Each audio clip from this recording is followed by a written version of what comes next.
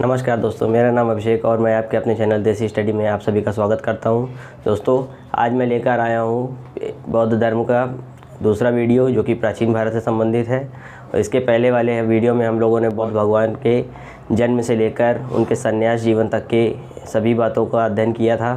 किस प्रकार उनका जन्म हुआ, उन्होंने क्या क्या चीज़ें अपनाई अपने जीवन में, क्या आज उसी क्रम में हम लोग आज उसके बाद का वीडियो अध्ययन करेंगे कि बौद्ध धर्म में भगवान बुद्ध ने किस प्रकार के तीर्थन दिए, कैसी कौन से 10 सील दिए और उनकी जो संगीतियाँ हुई वह कहाँ कहाँ पर हुई और किस प्रकार बौद्ध धर्म आगे विकास हुआ। आज उन सभी बातों के बारे में हम अध्ययन करेंगे। तो चलिए आइए शुरू करते हैं। सबसे पहले हम लोग बात करते हैं कि उस समय जो गौतम बुद्ध ने 10 सील दिए थे वह क्या दिए थे, और उसके पहले भगवान गौतम बुद्ध ने अपने 3 रत्न दिए थे जिन्हें बुद्ध, धम्म और संघ कहा गया। बुद्ध अर्थात ऐसा व्यक्ति जो सबसे सत्य है। सबसे पहला जो उन्होंने बुद्ध के बारे में बताया वह सबसे सत्य है। उसके बाद धम्म अर्थात वह धर्म जो सर्वदा सत्य है, कभी झूठा नहीं हो सकता। और उसके बाद संघ एक ऐसा स्थान जहाँ पर इसका प्रचार प्रसार किया जाता है या इस धर्म को चलाने के लिए उस समूह में प्रयास किया जाता है। तो इस प्रकार उन्होंने इन 3 रत्नों को समझाने का प्रयास किया। उसके बाद उन्होंने अपने बौद्ध धर्म के विकास के लिए हर मनुष्य के लिए 10 सील बताए। आइए उन्हीं में से सभी के बारे में एक एक कर चर्चा करते हैं। सबसे पहला जो उन्होंने 10 सील दिया उसमें से पहला दिया अहिंसा, अर्थात बुद्ध ने अपने धर्म में किसी भी प्रकार की हिंसा को न करने के लिए कहा। दूसरा है सत्य। दूसरा उन्होंने जो शील दिया वह सत्य दिया, अर्थात हमेशा सत्य बोलना है, कभी किसी से झूठ का वो नहीं करना, मतलब झूठ नहीं बोलना है, हमें हमेशा सत्य बोलना है। उसके बाद इन्होंने तीसरा जो बताया अस्तेय। अस्तेय का अर्थ अर्थात कभी किसी प्रकार की चोरी नहीं करना, हमें किसी भी प्रकार की चोरी नहीं करना है, उसको इन्होंने 10 सील के अंतर्गत अस्तेय नाम दिया। उसके बाद चौथा जो बताया उन्होंने अपरिग्रह बताया। अपरिग्रह का अर्थ होता है, अपरिग्रह मतलब किसी भी प्रकार का हमें धन संचित नहीं करना है, हमें अपने जीवन के लिए उतना ही धन संचित करना है जितनी की हमें आवश्यकता है। हमें आवश्यकता से ज़्यादा किसी प्रकार का धन संचित नहीं करना है। आगे हम बात करते हैं पांचवा 10 सील उन्होंने दिया था। उसमें बताया उन्होंने कि किसी भी प्रकार का मद का सेवन नहीं करना। मद सेवन न करना मतलब किसी भी प्रकार का मदिरापान या किसी भी प्रकार का नशे का प्रयोग नहीं करना है, हमें अगर बौद्ध धर्म को अपनाना है तो।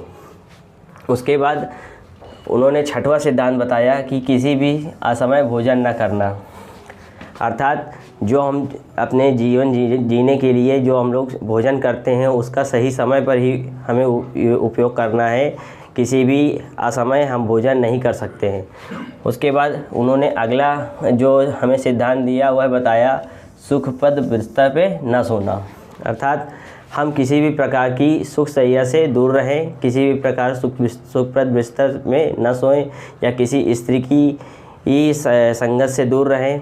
उसके बाद उन्होंने जो 8वां सिद्धांत बताया वह बताया आभूषणों का त्याग करना, मतलब कि हम लोग किसी भी प्रकार के आभूषणों का ग्रहण नहीं कर सकते। हमें जो भी आभूषण है वह हमें त्याग देने चाहिए, तभी हम लोग बौद्ध धर्म के अंतर्गत मोक्ष की प्राप्ति को प्राप्त कर पाएंगे। और 9वां उन्होंने जो बताया वह ब्रह्मचर्य बताया। सबसे बड़ा सिद्धांत उन्होंने ब्रह्मचर्य को बताया ताकि मनुष्य स्त्री की संगत से दूर रह सके। भगवान गौतम बुद्ध का मानना था कि अगर स्त्री इस धर्म में नहीं रहेगी तो यह धर्म ज़्यादा दिन तक चलेगा, लेकिन जब उनका एक प्रिय शिष्य आनंद था, उसके कहने पर उन्होंने स्त्रियों को इस धर्म में आने की अनुमति दे दी। और उसके पहले ही उन्होंने यह कह दिया था कि अब यह धर्म ज़्यादा दिन तक चल नहीं पाएगा। तो इस ब्रह्मचर्य सिद्धांत उन्होंने अपने 10 शील के अंतर्गत दिया। और उन्होंने जो आखिरी सिद्धांत बताया वह बताया व्यभिचार से दूर रहना, अर्थात किसी भी प्रकार के हमें व्यभिचार, किसी भी प्रकार के बुरे कामों से या किसी भी प्रकार की फालतू चीज़ों से हमें हमेशा दूर रहना चाहिए। तो इस प्रकार उन्होंने अपने जीवन को सफल बनाने के लिए 10 सील दिए मनुष्यों को। और इनमें से जो 5 मुख्य सील थे शुरुआत के, वो गृहस्थ व्यक्तियों के लिए बताए गए और जो ये 10 पूरे बताए गए वह 10 शील पूरे भिक्षुओं के लिए बताए गए थे, क्योंकि इन्हें पालन करना गृहस्थ आश्रम में काफ़ी मुश्किल हो जाता है। इसलिए शुरुआत के जो 5 इन्होंने 10 शील दिए वह गृहस्थ जीवन के लिए दिए, और जो भिक्षु साधु संत थे उनको पूरे 10 शील मानना अनिवार्य था। उसके बाद हम बात करते हैं कि गौतम बुद्ध ने ये अपने बौद्ध धर्म में 4 प्रकार के दर्शन भी बताए। उस दर्शनों के बारे में हम लोग चर्चा करते हैं। तो सबसे पहला जो हमारा दर्शन है वह है अनीश्वरवाद। अनीश्वरवाद अर्थात बुद्ध का मानना था कि यहाँ पर कोई भी ईश्वर नहीं है, अर्थात बुद्ध खुद स्वीकार करते थे कि ईश्वर कोई नहीं होता, ईश्वर की सत्ता में वह विश्वास नहीं करते थे। आगे हम लोग बात करते हैं, दूसरा उनका सिद्धांत है शून्यतावाद। शून्यतावाद की अगर हम बात करें तो संसार की समस्त वस्तुएं या पदार्थहीन सत्ताहीन है, अर्थात संसार में जितनी भी वस्तुएं हमारे चारों तरफ हैं, यह जो भी पदार्थ हम लोग देखते हैं यह किसी भी सत्ता पर आधारित नहीं है, यह सत्ताहीन है। उसके बाद हम लोग बात करते हैं अनात्मवाद की। तो उन्होंने एक अनात्मवाद का सिद्धांत दिया। इसमें उन्होंने बताया कि आत्मचेतना पर सर्वाधिक बल दिया।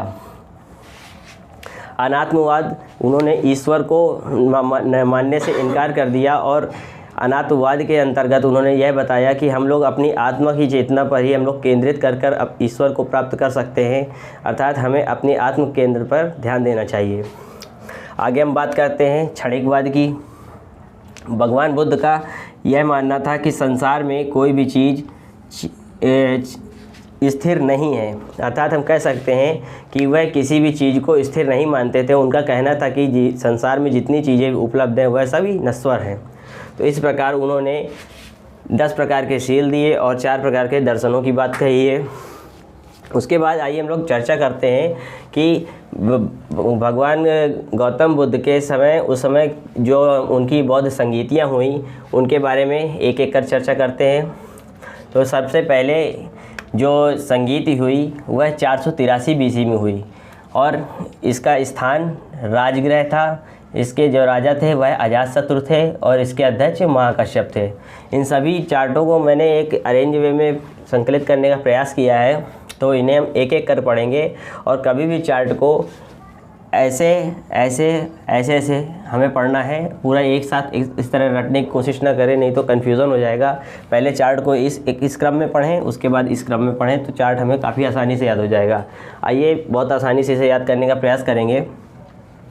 तो सबसे पहली जो बौद्ध संगीत हुई थी वह 483 BC में राजगृह में हुई थी। ये राजगृह उस समय बिहार में मगध का जब साम्राज्य चल रहा था, तो वहाँ पर जो राजधानी बनाई गई थी वह राजगृह में ही बनाई गई थी।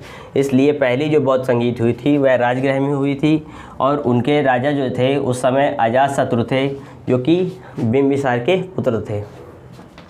और इस संगीत की जो अध्यक्षता की थी वह महाकश्यप ने की थी। और इसी पहली बौद्ध संगीत में सुत्त पिटक और विनय पिटक 2 संकलन किए गए थे, अर्थात ये पहली सभा में ही इन दोनों किताबों का संकलन किया गया था। तो पहली बौद्ध संगीत की जो स्थापना हुई वह 483 BC में, और उसके जस्ट 100 साल बाद दूसरी बौद्ध संगीत हुई जो कि 383 BC में हुई। और उस समय जो वहाँ पर राजधानी बनी थी वैशाली, वह इसका स्थान था। उसके बाद कालाशोक इसके राजा थे। कालाशोक शिशुनाग वंश से संबंधित थे और ये शिशुनाग के पुत्र थे। और इस बौद्ध संगीत की जो अध्यक्षता की थी वह शवाकामी ने की थी। और इस शवाकामी के द्वारा इस बौद्ध संगीत की अध्यक्षता करने के बाद इस बौद्ध संगीत में एक नई चीज़ हुई। बौद्ध धर्म में हम लोगों ने हमेशा पढ़ा है कि बौद्ध धर्म हीनयान और महायान में विभाजित हुआ, लेकिन इससे पहले भी बौद्ध धर्म 2 भागों में विभाजित हुआ था, जिसके बारे में मैं बताना चाहता हूँ कि बौद्ध धर्म में जो पहला विभाजन हुआ था वह द्वितीय बौद्ध संगीत में हुआ था। और इसमें जो पहला विभाजन था वह महासांगिक और थेरवादी के रूप में हुआ था। तो प्रश्न अगर पूछे कि बौद्ध धर्म में पहला विभाजन महासांगिक और थेरवादी के रूप में कब हुआ, तो वह बौद्ध की द्वितीय संगीत में हुआ था।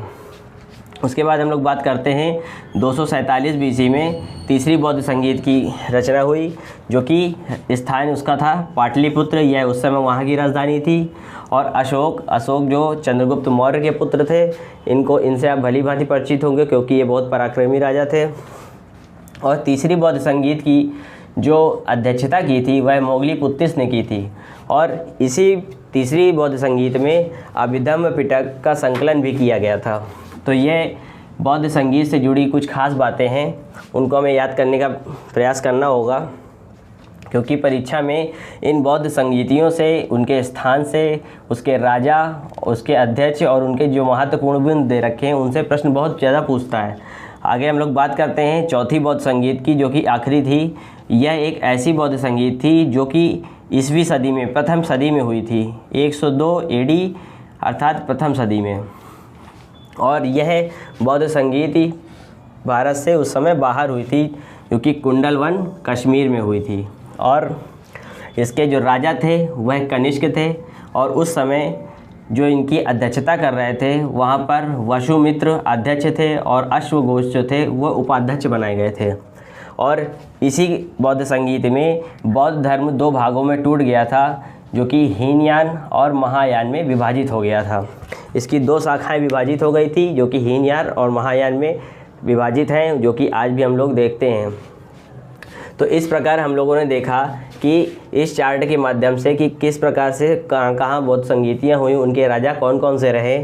और चलिए एक बार फिर से रिवाइज करते हैं। सबसे पहली बौद्ध संगीत जो हुई वह 483 बीसी में हुई, उसका स्थान राजगृह था। उसके बाद 100 साल बाद दूसरी बौद्ध संगीत थी 383 बीसी में, जिसका स्थान वैशाली था। उसके बाद तीसरी जो बौद्ध संगीत हुई वह 247 बीसी, कहीं कहीं बुकों में 250 बीसी भी दिया रहता है, तो इसे आप लोग 247 या 250 दोनों याद रखिएगा। और उसके बाद चौथी जो बौद्ध संगीत हुई थी वह 102 एडी अर्थात प्रथम सदी में हुई थी। तो इस प्रकार हमने चारों बौद्ध संगीतियों का वर्ष याद किया।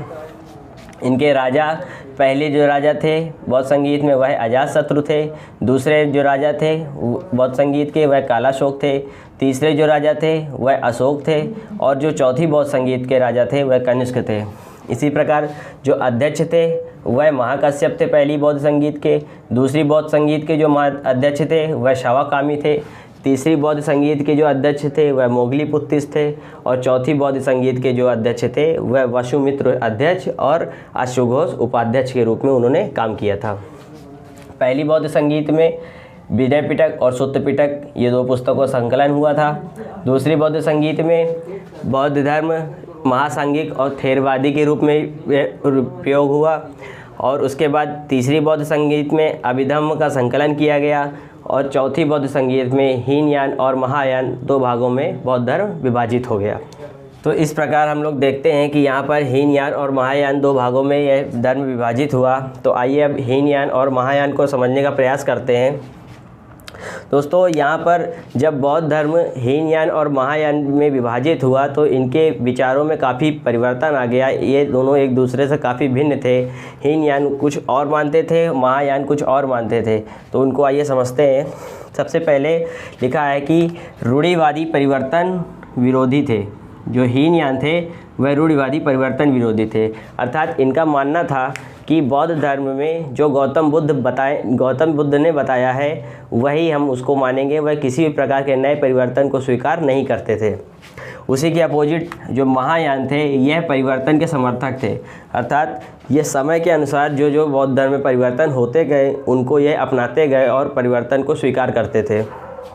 आगे हम बात करते हैं हीनयान में कि बुद्ध महापुरुष हैं लेकिन देवता नहीं।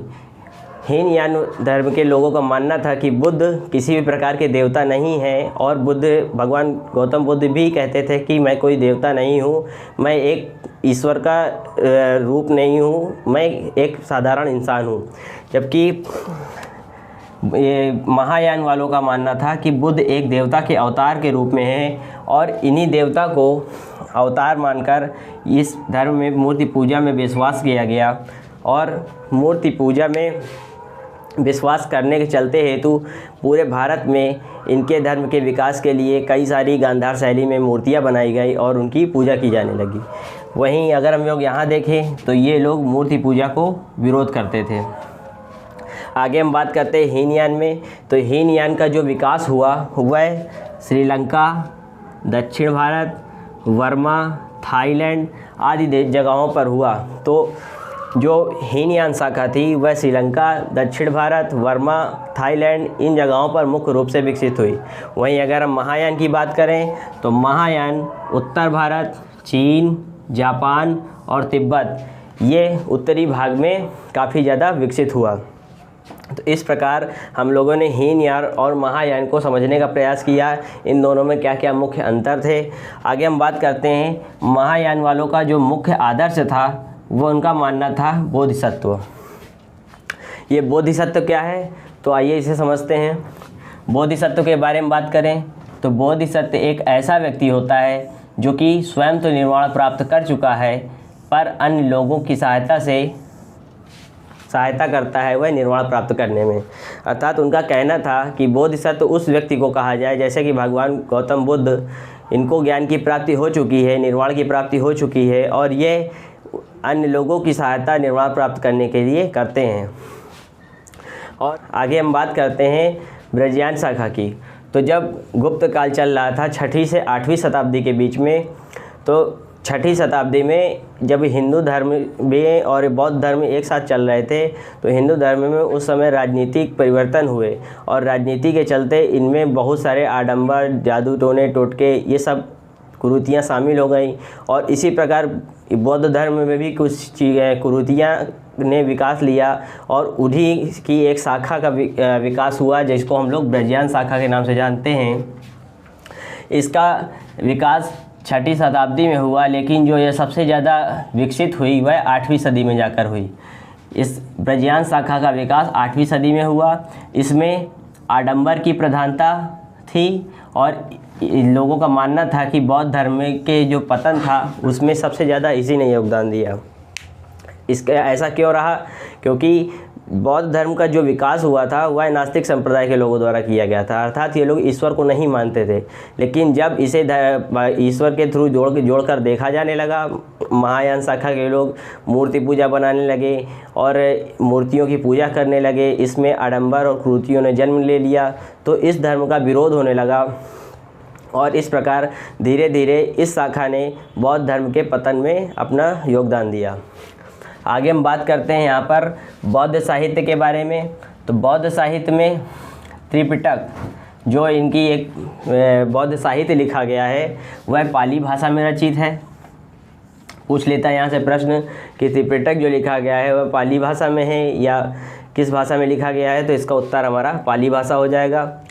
सुत्त पिटक एक ऐसी पुस्तक है जिसमें बुद्ध के उपदेशों का संग्रह किया गया है। अर्थात आने वाली पीढ़ी को बुद्ध के ने जो उपदेश दे रखे हैं उनसे लोगों को परिचित करवाना और उन्हीं उपदेशों को इस पुस्तक में संकलित किया गया है जिसे हम सुत्त पिटक के नाम से जानते हैं। आगे एक पुस्तक और लिखी गई विनय पिटक, जो कि संघ के नियमों का संग्रह है। अर्थात जो बुद्ध के संघ होते थे उसमें क्या क्या नियम हैं, क्या क्या जो उन्होंने सिद्धांत दिए हैं, उन सभी सिद्धांतों का संकलन इस पुस्तक में किया गया है और उसे हम विनय पिटक के नाम से जानते हैं।